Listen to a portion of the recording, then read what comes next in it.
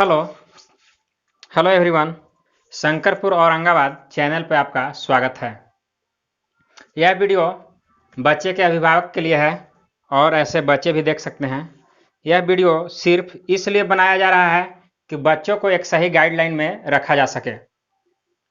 आपका बहुत दिन से कमेंट आ रहा था कि आपका कोई वीडियो नहीं आ रहा है, वीडियो आप लेकर के आइए, तो मैं लेकर के आ गया हूँ वीडियो। चलिए देखिए, जब बच्चा छोटा रहता है तो गार्जियन का सोच होता है, अभिभावक का सोच होता है कि बच्चा छोटा है, इसे कोई भी पढ़ा लेगा। चलिए हमने ही मान लिया कुछ समय के लिए कि कोई ही पढ़ा लेगा। पढ़ाने के लिए प्रथम पाठशाला घर ही होता है, और जहाँ उसके पापा और मम्मी उसको क्या करते हैं, पढ़ाना शुरू करते हैं। तो पढ़ाना शुरू करते हैं तो लोग ये नहीं ध्यान दे पाते हैं कि जो बच्चा को हम पढ़ाने जा रहे हैं, सिखाने जा रहे हैं, लिखवाना शुरू कर रहे हैं, तो उसका राइटिंग पर लोग ध्यान नहीं देते हैं। और बाद में चल करके वो प्रॉब्लम क्रिएट करता है। जब 7वां-8वां क्लास में पहुंचता है तब गार्जियन को आंख खुलता है, उनके अभिभावक को आंख खुलता है कि मेरा बच्चा का राइटिंग खराब है। तो प्रॉब्लम आता कहाँ से है, इस पर लोग ध्यान नहीं देते हैं। चलिए देखिए, सब पहले डेट मान लिया जाए, शुरुआत में हमको किसी बच्चा को सिखाया गया क इस तरह से लिखने के लिए, क ख ग घ अंग, इस तरह से कहाँ तक आ ई काका की हो गया। मतलब शुरू में वर्ण का ज्ञान दिया जाता है, अक्षर का ज्ञान दिया जाता है। जब ये खत्म हो जाता है तो इसी से शब्द बनाया जाता है, इसी सब जो वर्ण है इनसे शब्द बनाया जाता है। तो शब्द बनाया जाता है तो यहाँ तो लोग सिखा देते हैं कि चलो अभी बच्चा हम घर पर पढ़ा लेते हैं। इसके लिए कोई हमको विशेषज्ञ की जरूरत नहीं है, कोई अच्छा टीचर की जरूरत नहीं है, कोई मार्गदर्शन की जरूरत नहीं है।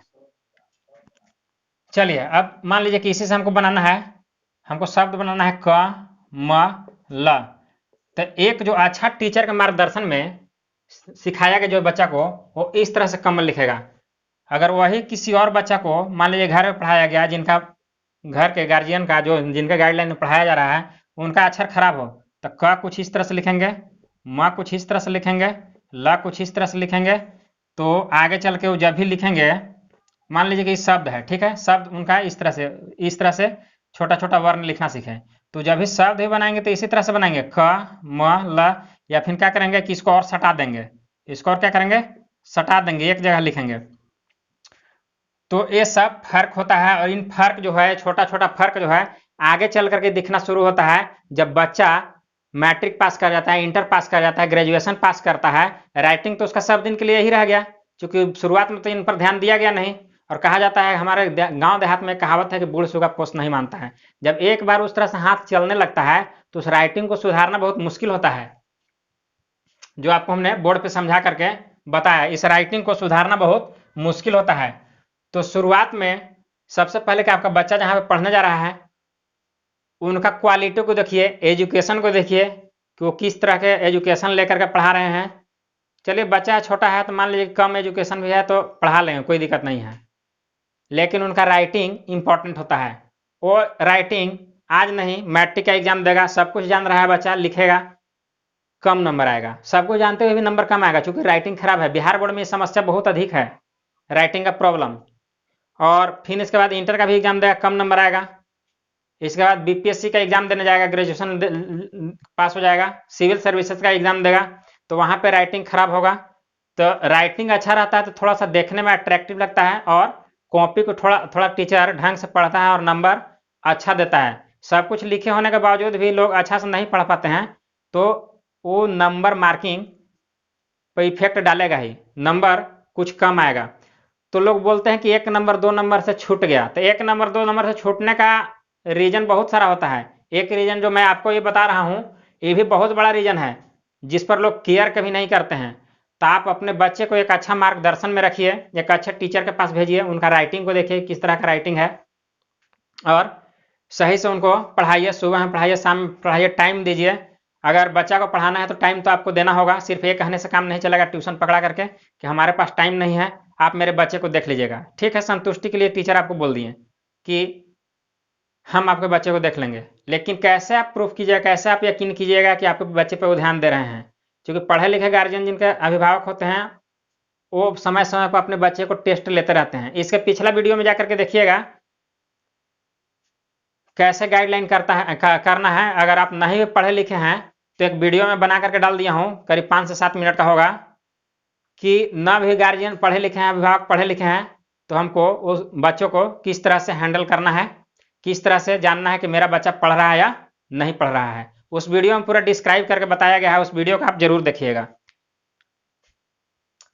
तो आपको जिस भी टीचर के पास पढ़ाना है अपने बच्चे को, उस टीचर का राइटिंग को देखिएगा, एजुकेशन को देखिएगा, क्वालिफिकेशन को देखिएगा। इसके बाद देखिएगा कि हमारा बच्चा पे मेहनत टीचर कर रहे हैं या नहीं। आज के डेट में जो बेरोजगारी जिस तरह से बढ़ रहा है, उस तरह से एजुकेशन का स्तर भी गिरता जा रहा है। लोग पहले एक कोचिंग या ट्यूशन या एक स्कूल लोग जाते थे, लेकिन अब तो दिन भर बच्चे पढ़ने जाते हैं। इसके बावजूद भी पता चलता है कि जो पूछिए वही चीज़ गायब है। भिन्न के जोड़ घटाव 9वां 10वां में बच्चा चला जाता है, भिन्न के जोड़ घटाव तक नहीं आता है। हमने देखा है, चूंकि हम भी 10-11 साल से टीचिंग के क्षेत्र में काम कर रहे हैं। 10 साल पहले भी बच्चा पढ़ाते थे, आज भी पढ़ाते हैं। एजुकेशन का स्तर दिन प्रतिदिन गिरता जा रहा है, और उसमें भी सरकार क्या करती है कि सिलेबस को आसान करता जा रहा है। उस समय बीपीएससी की तरह पेपर मेंस की तरह लिखा जाता था, जब मैट्रिक एग्जाम होता था तो एक अच्छा तैयारी करके लोग जाता था। आज का एक ऑब्जेक्टिव एग्जाम होता है, इस एग्जाम में पता नहीं चल पाता है, अच्छे बच्चे के भी खराब नंबर आते हैं और खराब बच्चे को भी अच्छे नंबर आते हैं।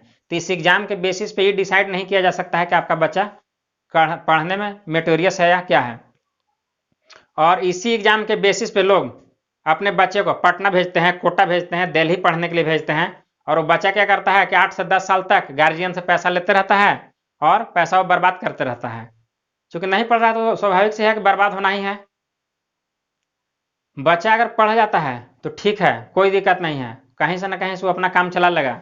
बहुत सारे ऑप्शन है पैसा कमाने का, और नौकरी हो गया तो अति उत्तम है। क्योंकि नौकरी के लिए बिहार में और उत्तर प्रदेश में लोग, या बंगाल में, पश्चिम बंगाल में नौकरी के लिए मेन मकसद नौकरी को टारगेट करके पढ़ते हैं। तो चलिए नौकरी को टारगेट करके पढ़िए। नहीं भी अगर नौकरी होती है तो अगर एक अच्छा एजुकेशन ले लिया तो पैसा आपका बर्बाद नहीं जाता है। क्योंकि हम लोग भी पढ़े लिखे हैं और हम लोग देख रहे हैं कि आज अगर नहीं पढ़े लिखे होते तो आज किस स्तर पे होते और आज किस स्तर पे हम लोग हैं।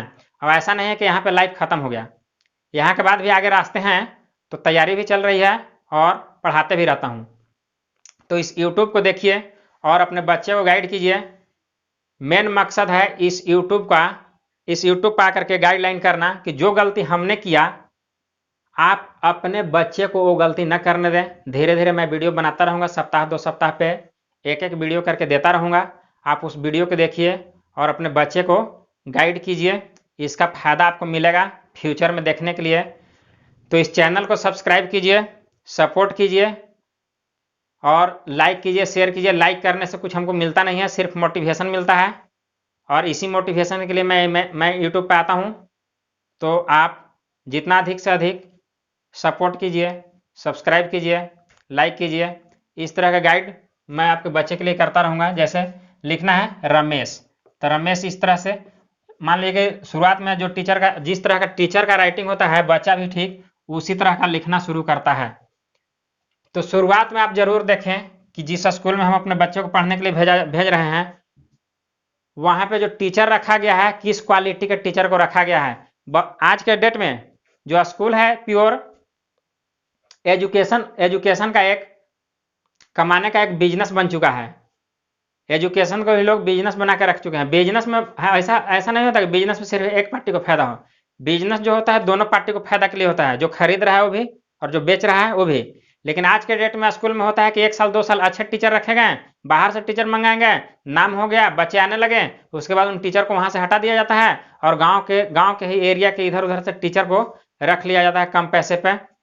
नॉन मैट्रिक, मैट्रिक, इंटर वाले जो भी हों, कम पैसे के टीचर को। तो कम पैसे के टीचर है तो जरूर है, उसकी स्वाभाविक है कहीं ना कहीं कमी होगा। तो इन सब बातों पे आप ध्यान दीजिए। क्योंकि आप ध्यान नहीं दीजिएगा तो एजुकेशन माफिया जो होते हैं, स्कूल चलाने वाले, कोचिंग चलाने वाले, फूलते फलते रहेंगे। अब तो स्कूल में क्या है, स्कूल खुलता है, नामांकन भी वहीं होता है, जूता मोजा हो गया, ड्रेस हो गया, कॉपी किताब हो गया, सब वहीं से दे दिया जाता है। तो चलिए आगे भी मैं आपको बताता रहूंगा। इस वीडियो को यहीं पे मैं समाप्त करता हूँ। इस वीडियो का लेंथ